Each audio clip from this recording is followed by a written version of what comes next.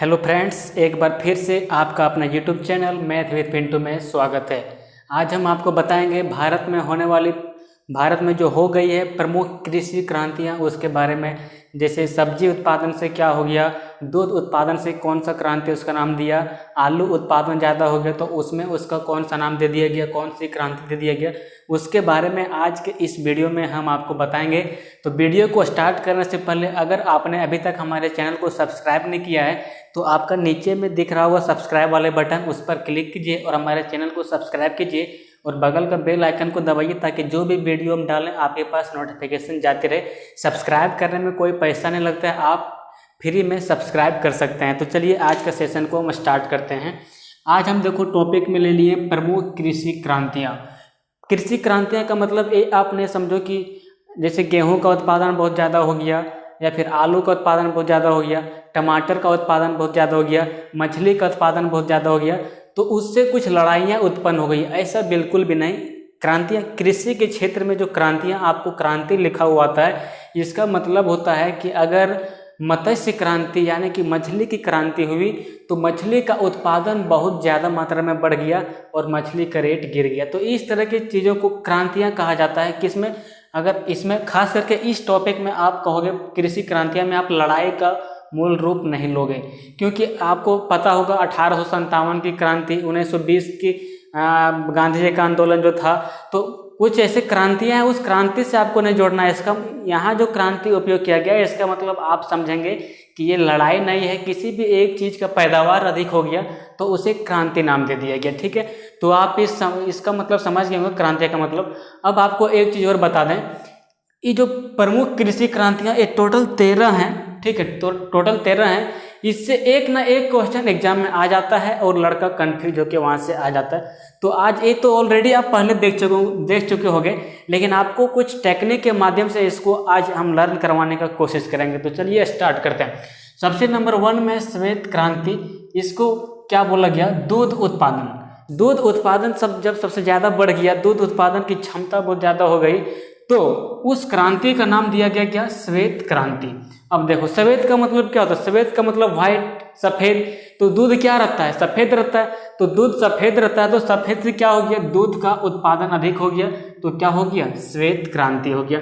इसी तरह मत्स्य उत्पादन, मत्स्य उत्पादन को क्या बोला गया, नीली क्रांति। जब मत्स्य का उत्पादन बहुत अधिक हो गया तो उसे नाम दे दिया गया क्या, नीली क्रांति। अब आप इस नीली से आप इसको थोड़ा सा लर्न करने में दिक्कत आ रहा होगा। इस नीला को इंग्लिश में क्या बोलते हैं, इस नीला को जो है सो इंग्लिश में बोलते हैं ब्लू।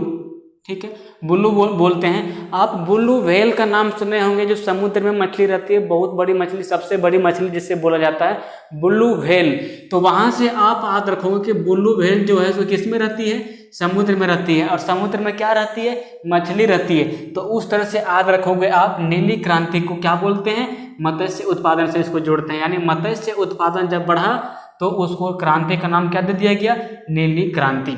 इसी तरह से आप देखोगे पीली क्रांति। पीली क्रांति का मतलब हो गया तिलहन उत्पादन, तेल से संबंधित उत्पादन। जैसे कि जितने भी आपको सरसों का तेल आता है या वो कई तरह के तेल आते हैं, उसका जो उत्पादन जब अधिक मात्रा में होने लगा तो उसे सीधा नाम दे दिया गया क्या, पीली क्रांति। क्या नाम दे दिया गया, पीली क्रांति। तो आपको याद हो गया होगा, तिलहन उत्पादन को क्या दिए, पीली क्रांति के नाम से जानते हैं। अब देखो नेक्स्ट, इसका कोई टेक्निक मेरे पास नहीं, अगर आपके पास हो तो आप इसे लर्न कर सकते हो। ठीक है, अब देखो लाल क्रांति। लाल क्रांति किससे संबंधित है, तो टमाटर का उत्पादन से। जब हमारे देश में टमाटर का उत्पादन बहुत अधिक मात्रा में होने लगा तो उसे क्रांति उत्पन्न हो गई, जिसे नाम दिया गया क्या, लाल क्रांति। अब देखो टमाटर पक के कैसा हो जाता है, लाल हो जाता है। तो टमाटर पक के लाल हो जाता है तो क्या हो गया, लाल क्रांति। जब टमाटर का उत्पादन अधिक हो गया तो उस क्रांति को नाम क्या दे दिए, लाल क्रांति। अब देखो नेक्स्ट है गुलाबी क्रांति। गुलाबी क्रांति की को संबंधित किससे, तो झींगा का उत्पादन से। इसका फिगर मैं इसलिए दिखा रहा हूँ क्योंकि आप झींगा से ऑलरेडी परिचित होंगे, ये सब चीज़ आप खाए भी होंगे, तो फिगर दिखाने से टाइम वेस्टिंग का कोई महत्व नहीं रहता। तो देखो जो गुलाबी क्रांति है किससे संबंधित है, झींगा क्रांति से। अब देखो उसके बाद है भूरी क्रांति। एक लास्ट में एक टेक्निक आपको बताएंगे किस तरह से तैरो को तैरो आप ऑलरेडी लर्न कर सकते हो। देखो अब है भूरी क्रांति। भूरी क्रांति मतलब उर्वरक उत्पादन। जब उर्वरक, पहले हमारे देश में उर्वरक नहीं था, पहले बिना उर्वरक का खेती किया जाता था जिससे उत्पादन कुछ कम होता था, लेकिन उर्वरक आने के बाद हमारे देश में क्या हुआ, उत्पादन बढ़ने लगा। और उर्वरक का आप कलर देखे होंगे, उसका रंग देखे होंगे, उसका रंग होता है भूरा, ब्राउन कलर का उसका होता है रंग। किसका? उर्वरक का। तो उर्वरक यानी फर्टिलाइजर प्रोडक्शन को जो उस अधिक मात्रा में होने लगा तो उसे नाम दे दिया क्या, भूरी क्रांति। अब देखो नेक्स्ट है हरित क्रांति। ये सबसे इंपॉर्टेंट है और ये हर एक एग्जाम में एकदम मैक्सिमम टाइम ये क्वेश्चन आ चुका है कि हरित क्रांति किससे संबंधित है, किसका उत्पादन से संबंधित है।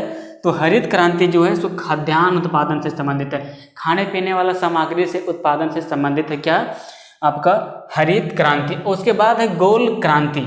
ठीक है, 8 नंबर में है गोल क्रांति। गोल क्रांति का संबंध किससे है, तो आलू उत्पादन से। किससे है, आलू उत्पादन। अब देखो आलू जो है सो इस तरह का शेप में रहता है, ऐसे रहता है, तो आलू क्या हो गया, गोल हो गया। तो गोल उत्पादन किससे संबंधित है, तो आलू का उत्पादन से संबंधित है। तो इस तरह से आप इजी से आज रख सकते हो। नेक्स्ट है रजत क्रांति। रजत क्रांति ये संबंधित है अंडा उत्पादन से। देखो अब इसको किस तरह से आप याद रखोगे, कोई भी चीज को आप इंटरलिंक करना सीखो एक दूसरे से। जिस तरह से मैथ का इक्वेशन में सॉल्व करते हो दोनों साइड बराबर करने की कोशिश करते हो, इसी तरह आप जीएस को रटने में भी दोनों तरफ इवैल्यूएट करने का कोशिश कीजिएगा, तो आपको चीजें जल्दी जल्दी याद होगी और बहुत देर से आप भूलोगे।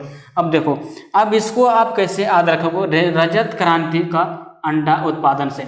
देखो अंडा, इसको इस तरह से आप याद रखो, अगर आप अंडा खा के गए तो आप रजत पदक जीत के लाओगे, आप स्वर्ण पदक जीत नहीं पाओगे। ठीक है, तो अंडा खा के जाओगे तो आप क्या जीतोगे, आप क्या जीतोगे, रजत पदक जीतोगे, क्या नहीं जीत पाओगे, स्वर्ण पदक नहीं जीत पाओगे। तो आप याद रखोगे अंडा उत्पादन किससे संबंधित है, रजत क्रांति से संबंधित है।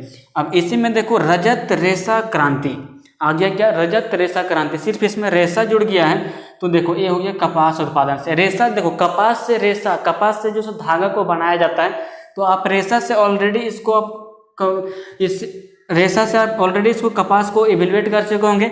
तो देखो रजत रेशा क्रांति किससे संबंधित है, कपास उत्पादन से।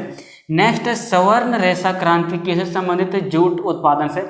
आप एक तरफ से दिमाग में इसको ऐड करोगे, रजत और स्वर्ण में आपको दिक्कत हो जाएगा कि रजत रेशा क्रांति किससे संबंधित है, कपास से कि जूट उत्पादन से, क्योंकि देखो दोनों में सिर्फ रजत और स्वर्ण का अंतर है।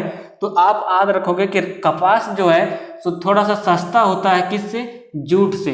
तो देखो रजत जो है तो थोड़ा सा सस्ता होता है किससे, स्वर्ण से, क्योंकि स्वर्ण जो गोल्ड मेडल से थोड़ा सा सस्ता होता है क्या, रजत मेडल। ठीक है, सबसे मेन कौन होता है, स्वर्ण, उसके बाद होता है रजत। तो देखो स्वर्ण को आप ज्यादा महत्व दो, जो जूट उत्पादन से संबंधित है, जो महंगा है। तो स्वर्ण रेशा क्रांति संबंधित किससे है, जूट उत्पादन से। और रजत रेशा क्रांति किससे संबंधित है, कपास उत्पादन से। नेक्स्ट है सुनहरी क्रांति। सुनहरी क्रांति ये संबंधित है बागवानी उत्पादन से। बागवानी उत्पादन से जैसे आप इसमें पार्क वगैरह में देखे होंगे, बहुत तरह से फूलों को सजाया जाता है, बहुत तरह से डेकोरेट किया रहता है, मतलब पूरा प्रकृति रूप से वो क्या होता है, वो बागवानी का रूप रहता है। ठीक है, तो बागवानी उत्पादन किससे है, सुनहरी क्रांति से। जब आप बागवान में घूमने के लिए जाते हैं, जब आप पार्क में घूमने के लिए जाते हैं, तो आपका दिमाग पूरा सुनहरा हो जाता है, आपका दिमाग पूरा कूल हो जाता है। क्या हो जाता है, आपका दिमाग कूल हो जाता है, जिससे आपको पूरा सुनहरा लगता है देखने में, क्या, बाग, यानी कि आपका संबंधित हो जाएगा बागवानी उत्पादन किससे, सुनहरी क्रांति से। नेक्स्ट है सदाबहार क्रांति। आपका जीवन में सदाबहार कब आता है, जब आपका सारे सपने पूरे हो जाते हैं। तो सारे सपने पूरे मतलब क्या, समग्र कृषि विकास, यानी पूरा कृषि का सपना पूरा हो गया, पूरा कृषि में विकास हो गया, समग्र कृषि विकास हो गया, तो उसे नाम दे दिया गया सदाबहार क्रांति। तो इस तरह से आप इस 13 को याद कर सकते हो। और एक इसका टेक्निक और क्या है, तो आपको बता रहे हैं। देखो पहला है सफेद, नीला, पीला, लाल, गुलाबी, भूरा। ये जो आपको यहाँ से यहाँ तक दिख रहा है, ये आपका सारा रंग है। पहला है सफेद, दूसरा है नीला, तो तीसरा है पीला, चौथा है लाल, पांचवा है गुलाबी और छठा है भूरा। इस तरह से आप ये जो 6 हैं, ये 6 को तो आप रंग से ही याद कर सकते हो। ठीक है, उसके बाद एक आता है हरी। देखो यहाँ भी आपका हरा आ जाता है, हरी में देखो यहाँ हरा, ये भी आप रंगे से जोड़ सकते हो। बाकी बात देखो, उसके बाद है गोल क्रांति, रजत क्रांति, उसके बाद देखो रजत है और स्वर्ण है। तो इस तरह से आप इसको आसानी से याद कर सकते हो। पहला आपको सब समझ में दिमाग में याद रखना है कि पहला जो रंग से याद रखना है, जैसे श्वेत हो गया, पीला हो गया, नीला हो गया, लाल हो गया, गुलाबी हो गया। तो इस तरह से आप इसको याद रख सकते हो कि पहले हमको रखना है 6 याद जो रंग से संबंधित है, उसके बाद 2 और याद रखना है जो मेडल से संबंधित है, जैसे रजत से, यहाँ भी रजत है, देखो यहाँ स्वर्ण है, उसके बाद एक सुनहरी और सदाबहार जो आपको आधे हो जाएगा, सारा सपना पूरा होने के बाद हमारा जिंदगी में सुनहरा आता है और हम सदाबहार हो जाते हैं। तो इस तरह से आप ये पूरा 13 को लर्न कर सकते हो। तो उम्मीद करते हैं आज का टॉपिक आपको समझ में आ गया होगा और इससे प्रत्येक एग्जाम में एक क्वेश्चन आते हैं, तो आप इसे 100% लर्न करना, ये हमारा आपसे उम्मीद है। तो चलिए आज का सेशन को हम यहीं पे एंड करते हैं। जय हिंद, जय भारत।